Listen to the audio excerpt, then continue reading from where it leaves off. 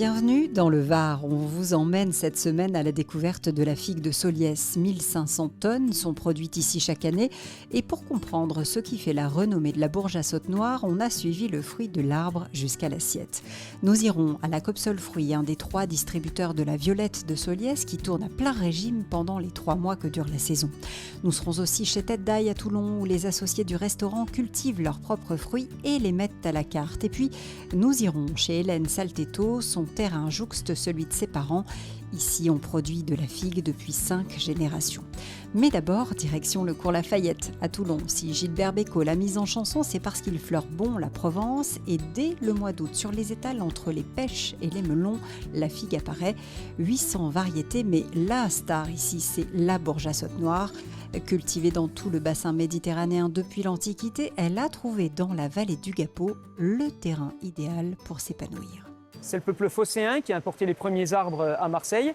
Et petit à petit, au gré des déplacements de population, les figuiers vont apparaître plus à l'est, notamment au bord du Gapot, où ils vont trouver dans ce territoire, dans ce terroir, toutes les caractéristiques propices au développement des figuiers. Parce qu'un figuier n'est jamais aussi heureux que quand il a la tête au soleil et les pieds dans l'eau. C'est une variété particulière, donc la Bourge à Sautenoir, qui a vraiment trouvé donc, dans ce territoire toutes les caractéristiques propices à son développement. Alors c'est l'interaction d'éléments géographiques. J'ai parlé de la présence du Gapot, donc le fil conducteur. On a aussi bien entendu l'ensoleillement maximal en Provence. Et également c'est un bassin bordé de relief, donc avec des températures qui vont être élevées, et également avec une ouverture sur la mer. Donc non seulement on aura la chaleur, mais aussi cette notion importante d'hygrométrie, l'humidité de l'air, qui va permettre à la fois aux figuiers de pousser rapidement, mais également à la figue d'avoir toutes ces caractéristiques gustatives qui font aujourd'hui que c'est une appellation, un produit d'excellence, tout simplement. L'alchimie a tellement bien pris que les producteurs varois, pour préserver sa spécificité, ont tout fait pour obtenir un label, l'AOC, puis en 2011, l'appellation d'origine protégée qui la distingue. Mais au fait, qu'est-ce qui la caractérise et la rend si unique ? La figue. Alors la figue de Soliès, je vais dire que c'est la meilleure. Mais c'est vrai, c'est le juste équilibre entre douceur et acidité. C'est un fruit qu'on appelle turbidiforme, c'est-à-dire en forme de turban ou de forme de goutte d'eau écrasée. Après, sa couleur violette, sa chair rouge à l'intérieur, et puis son goût inimitable. C'est un fruit qu'on va trouver pendant 3 mois, donc c'est quand même très important. Et on peut l'agrémenter de toutes les façons, en sucré, en salé. Pour moi, c'est vraiment un fruit exceptionnel. Pour mieux comprendre pourquoi la violette de Soliès est si particulière, on a rendez-vous avec une productrice. Ils sont une centaine aujourd'hui à cultiver le fruit. Hélène, elle, est la 5e génération. Petite déjà, elle attendait l'été pour venir aider ses parents pendant la récolte. Un travail difficile.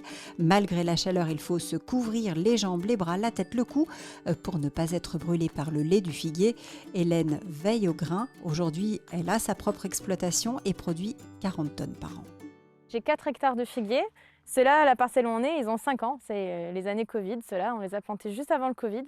Le figuier est un arbre qui se développe énormément et les racines vont jusqu'à 50 mètres d'un seul figuier. Donc du coup, là, on est sur les racines même de la rangée d'à côté, quoi. Donc, oui.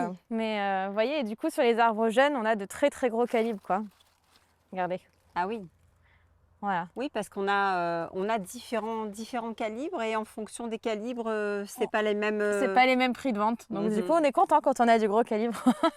Ça se négocie combien Celles-ci, elles sont vendues entre... Enfin, moi, je les vends entre 6 et 8 euros le kilo. Ah oui. Oui, il y en a qui sont vertes encore. Oui. Ça veut dire qu'on va faire plusieurs passages. C'est comme ça. Du coup, en fait, on passe 1 jour sur 2 pour cueillir. Donc, vous voyez, celles qui vont mûrir en premier, c'est celles qui sont en bas des branches. Et après, au mois d'octobre-novembre, on cueillera les dernières. Du coup. Donc, ça dure 100 jours, en fait, la récolte. Donc, du coup, ça s'étale vraiment tout au long des 3 mois de la saison, quoi.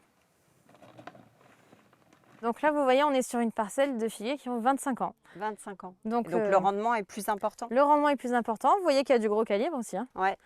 Normalement, par arbre, il passe entre 5 et 10 minutes quoi, pour ramasser un arbre. À 2. Ici, tout est fait main, de la cueillette au tri jusqu'au litage qu'elle met un point d'honneur à réaliser pour ses clients avant d'expédier les commandes. Donc là, on a 2 gammes. On a une gamme qui reste en local, donc c'est ce qu'on fait, on est en train de faire maintenant.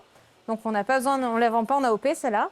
Et la gamme en AOP, le but, c'est que les figues qui sont triées tout le long du tapis, une fois qu'elles arrivent ici, c'est qu'elles sont AOP, qu'elles sont bonnes pour partir, pour être vendues, expédiées en AOP. Parce que la figue AOP, Oui. elle est emballée Alors, particulièrement. oui, du coup, soit c'est dans des alvéoles, soit on les lite, c'est-à-dire qu'on les range les unes à côté des autres. Comme ça, comme ça, comme ça, vous voyez dans le plateau. D'autres ont fait le choix de déléguer une partie des étapes à la coopérative. C'est le cas de Daniel. Chez lui, la récolte est plus tardive. Déjà, mon père travaillait avec, donc ça s'est fait naturellement. Après, c'est travailler en équipe. C'est quelque chose que j'aime beaucoup. C'est aussi une certitude d'être payé, une facilité parce que vous allez porter vos fruits bruts dans des caisses et c'est la Copseul Fruits qui va s'occuper du conditionnement et de la commercialisation. Une fois les fruits ramassés, direction la Copseul Fruits, une grosse machine qui, d'année en année, s'est perfectionnée pour calibrer et trier les violettes de Soliès. Ces figues vont passer ici dans un appareil qui s'appelle un éliminateur. Cet éliminateur aura pour objet d'éliminer les plus petites figues qui sont inférieures à un calibre et qui ne sont pas commercialisables. Ici, nous avons un tri humain, c'est-à-dire qu'un corps étranger, une branche, une pièce, si quelque chose avait pu traverser la chaîne à ce stade-là, il serait interrompu par la personne qui contrôle le flux qui va aller en calibrage. Après le tri optique, nous allons aligner les figues afin de les placer sur ces rouleaux que vous pouvez voir, qui vont faire tourner la figue sur elle-même. Puisqu'on n'est pas capable de faire tourner les caméras autour de la figue, c'est la figue qui tourne sur elle-même. Donc la figue va passer sous ce scan, dans laquelle se trouvent des caméras. Ici, nous avons des paramètres de défaut que nous avons programmés en amont. Le scan les voit, on détourne la figue.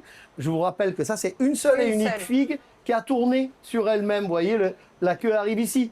Et tous les défauts qu'elle a observés, avec des degrés d'intensité, vont déterminer la direction qu'elle va prendre. Là, cette machine, elle est capable d'en flasher combien? 600 figues à la minute. 600 figues à la minute. Voilà. En fonction de sa qualité technique, elle va être orientée dans une direction ou une autre. Et alors, il y a combien de directions? Beaucoup, beaucoup. On va faire là, par exemple, on va aller voir l'atelier barquette. C'est la calibreuse qui a déterminé au scan que les figues de tel calibre, de telle qualité devaient sortir à cet endroit, puisque la vente est sur cet endroit. Là-bas, vous avez dit, c'est en litage, c'est ça? C'est des figues litées, voilà. On voit très bien aujourd'hui, vous voyez, les figues qui sont ici sont des figues sélectionnées par le scan, qui sortent, elles sont à quelque chose près, les mêmes, et elles sont emballées par l'opératrice, voilà, qui va donc préparer son plateau, et ça va suivre son chemin. Et quand ça va arriver là-bas, il y a une cellule qui va détecter que c'est ce plateau et qui va préparer l'étiquetage.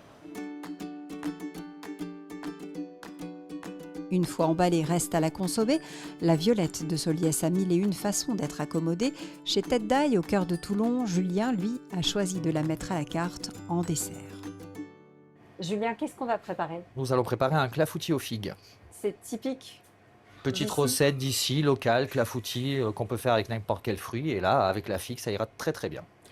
Alors, pour faire ce clafoutis, de quoi avons-nous besoin? Donc pour 8 personnes, on part sur 4 œufs, 150 g de sucre, 100 g de farine, un peu plus de 30 centilitres de lait, de l'extrait de vanille et les figues, bien sûr, AOP de Soliès, qui, là, en l'occurrence, sont de notre exploitation agricole. On a pris combien de figues, là? On a pris à peu près 500 g de figues. Alors, qu'est-ce qu'on fait? Comment on fait ce clafoutis? Tout simplement, on va commencer avec les œufs. Donc on prend les œufs et on va les casser entiers, blancs et jaunes, en même temps. Hop. On les bat.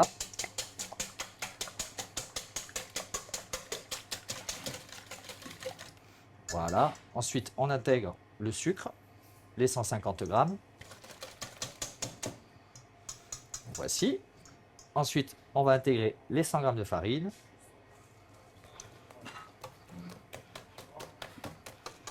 Hop. Ensuite, on va intégrer le lait. On intègre le lait dans l'appareil qui devient beaucoup plus léger. Un petit verre, ça fait à peu près combien de Là, centilitres? nous avons 2-3 centilitres à peu près d'extrait de vanille. Voilà, là, nous avons notre appareil. Donc maintenant, les figues, nous allons les répartir dans le plat à mettre au four. Alors on pose d'abord les figues. Oui, d'abord les figues et dans le sens avec la partie coupée sur le dessus pour éviter que ça fasse transpirer l'appareil et que l'appareil soit un peu trop liquide. Et comme ça, au moins, la figue garde tous ses sucres. On est bien. Et là, il n'y a plus qu'à enfourner.